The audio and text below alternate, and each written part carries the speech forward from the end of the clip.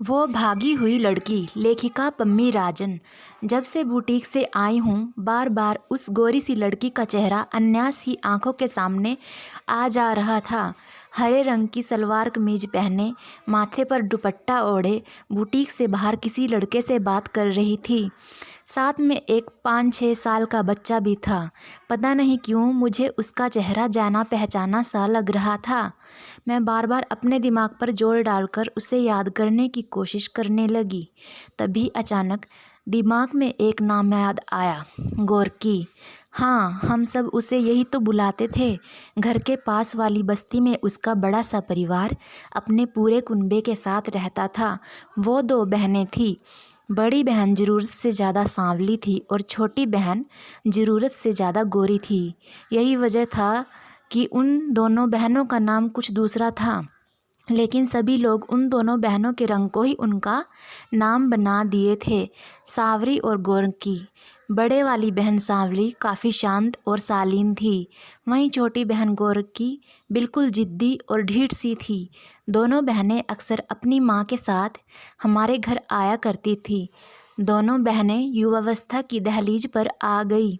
इसी बीच बड़ी बहन की शादी तय हो गई। छोटी बहन अपनी बहन की शादी में लाल रंग के सूट में काफ़ी दमक रही थी, लेकिन बड़ी बहन की शादी के कुछ दिनों बाद ही अचानक ये खबर आई कि छोटी बहन कहीं चली गई है। घर वाले उसे कुछ दिन ढूंढे, फिर मन मार के अपने काम में लग गए। एक बार उसकी माँ मेरी माँ से कह रही थी, जीजी, हम रोज़ कमाने वाले लोग उसे क्या ढूंढे, पुलिस के पास जाएंगे तो वहाँ भी पैसा ही लगेगा। हम ये ही मान लेते हैं कि वो हमारी बेटी ही नहीं थी, एक ही बेटी से संतोष कर लिए हैं। पिता और भाइयों ने उसे ज़्यादा ढूंढने की कोशिश भी न की। फिर समय पंख लगा के उड़ गया। मेरी भी शादी हुई और आज अचानक मेरी मुलाकात उससे हुई। मैं सोची माँ को फ़ोन करके उसके बारे में बताऊं। फिर सोची पहले खुद ही एक बार उससे बात तो कर लूं। फिर जिस दिन अपना ड्रेस लेने मैं बुटीक गई, वो उस दिन भी मुझे दिख गई। पहले तो वो मुझसे नज़रें चुरा कर निकल रही थी, लेकिन जब मैंने आवाज़ दी तो वो पास आ गई और बोली, दीदी, आप मुझे पहचान लिया? मैं मुस्कुराते हुए बोली, क्यों, तुमने नहीं पहचाना क्या मुझे? गोरंकी थोड़ा झिझकते हुए बोली, पहचान तो मैं आपको उसी दिन गई थी, पर बोली नहीं क्योंकि पता न आप मुझे पहचानते या नहीं। मैं बात का रुख बदलते हुए बोली, कहाँ रह रही हो, शादी कर ली क्या? गोरंकी ने एक लड़के जिससे उस दिन बातें कर रही थी की तरफ इशारा करते हुए कहा, वो हमारे शोहर हैं दीदी। फिर उस छोटे से बच्चे का हाथ पकड़कर मुझे अपने साथ आने को बोल चलने लगी। मैं भी यंत्रवंत उसकी पीछे पीछे आने लगी। कुछ तो उसके बारे में जानने की इच्छा हुई, कुछ उसे यूं मना न करना ठीक न लगा। 1-2 गलियां पार करने के बाद एक पक्के घर में एक कमरे में ले गई। वो कमरा क्या था, उसका पूरा घर ही था। साइड में टेबल पर गैस रखा था और नीचे बर्तन और किचन का पूरा सामान। कमरे में एक चौकी थी जिस पर अभी तो कपड़ों का ढेर लगा था, उसके नीचे भी सामानों का ढेर था। बच्चा घर पहुंचते ही माँ से हाथ छुड़ाकर पास वाली गली में खेलने भाग गया। अब घर में सिर्फ हम और वो ही थे। गोरकी घर की इकलौती कुर्सी पर मुझे बैठाती हुई बोली, दीदी, मेरा ये छोटा सा संसार आपको कैसा लगा? मैं जो अभी तक पूरे घर का मुआवना कर रही थी, थोड़ा चौंकते हुए गोरकी की तरफ देखी, फिर उससे बोली, तेरा पति मुस्लिम है क्या? तूने मुस्लिम से शादी कर ली? वो थोड़ा नज़र चुराते हुए बोली, हाँ दीदी, इन्होंने ही मुझे घर से भागने में मदद की। मैं थोड़ा गुस्सा दिखाते हुए बोली, तुम घर से भागी क्यों? ये तुमने काफ़ी गलत किया। तुम्हें अपने घर वालों की याद नहीं आई? उनकी इज्जत का थोड़ा भी ख्याल न आया? उफ, इज्जत का ख्याल? थोड़ी नफ़रत से वो मुस्कुराई तो मैं थोड़ी चौंक गई, लेकिन वो बोलते गई। शायद वो अपने दिल के अंगार आज निकालने को तैयार बैठी थी। दीदी, अगर इतना ही इज्जत का ख्याल था, मेरे घर वालों ने मुझे क्यों ना ढूंढे? हम जिस समाज में रहते हैं वो सिर्फ लड़कियों को ही गलत मानता है, भले ही गलती उसकी न हो। दीदी, आपसे तो हमारे घर की माली हालत छिपी न थी, लेकिन फिर भी दीदी की शादी में पापा और मम्मी ने अपनी हैसियत से बढ़कर दीदी को दिया लिया। दीदी भी खुश थी अपनी शादी से, लेकिन शादी के 6 महीने बाद दीदी को बच्चा न हो रहा था। उसके ससुराल वाले उन्हें तंग करने लगे। बच्चे के बिना उनकी ज़िंदगी को सासरे वाले नर्क बनाने लगे। एक बार पापा और माँ ने जीजा को समझाने की कोशिश की तो उनका जवाब सुनकर सब कोई को सांप सूंघ गया। वो शायद बोलते बोलते थक गई थी। पास में रखे गिलास से पानी पीने लगी।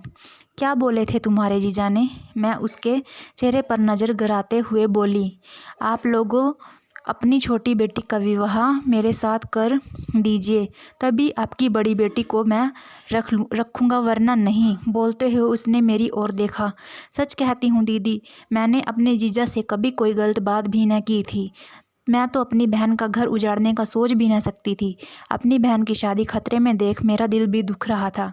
इच्छा हो रही थी कि अपनी शक्ल को आग लगा दूं, लेकिन किसी ने मेरे दिल की बात न समझी। बहन ने भी गुस्से में मुझे भला बुरा कहने लगी।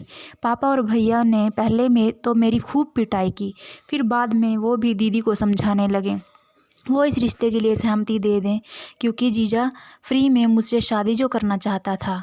शायद वो लोग मेरी शादी का दिन भी पक्का कर दिए, लेकिन मैं शहजान को पहले से जानती थी। मैं उसके दुकान का कपड़ा लाकर सिलती थी। मैंने शहजान से जब ये बातें कही तो उसने कहा, मुझे घर से भाग जाने को, शादी करने का विचार तो न था हमारा।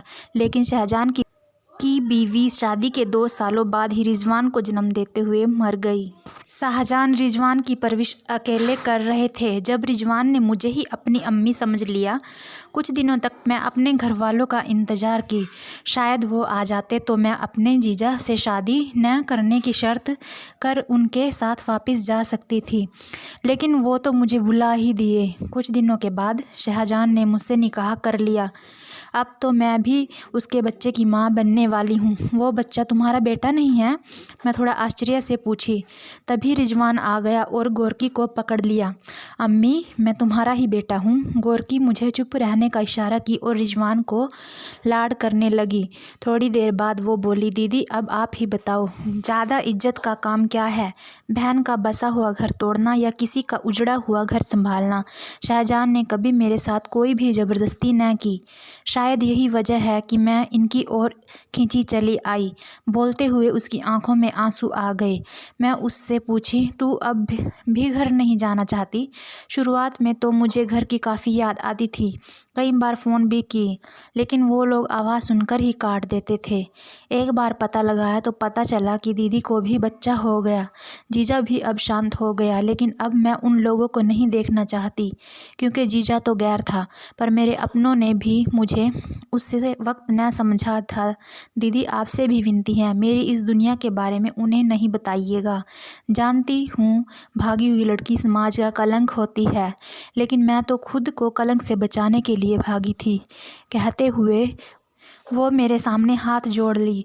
मैं उसके हाथों को अपने हाथों में लिया और थपथपाते हुए बाहर आ गई। शायद मेरी इस थपथपाहट में सब कुछ था जो उसे चाहिए था। फ्रेंड्स, अगर आपको कहानी ज़रा सी भी पसंद आई हो, प्लीज़ वीडियो को लाइक कीजिए और चैनल को सब्सक्राइब कीजिए।